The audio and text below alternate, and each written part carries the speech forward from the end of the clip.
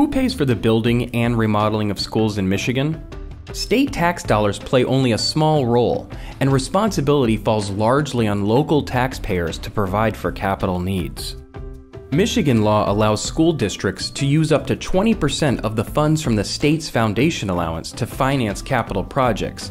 However, it's very rare for districts to use their main funding source for these purposes. Instead, school districts typically borrow money to pay for building and remodeling facilities. According to the U.S. Department of Education, Michigan school districts owed a combined total of $17.8 billion in long-term debt as of June 30, 2014. Local school boards are legally authorized to take out debt through resolution bonds. The way it works is that districts sell bonds and then levy a tax on local property to pay off the principal and interest owed on the bonds over time. Michigan allows districts to have their debt qualified by the state.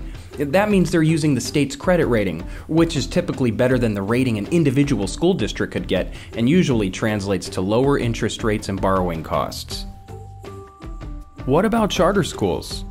Charter schools must use their foundation allowance revenue to finance their facilities costs. Unlike conventional school districts, charter schools cannot levy taxes on local property to finance borrowing through bonds.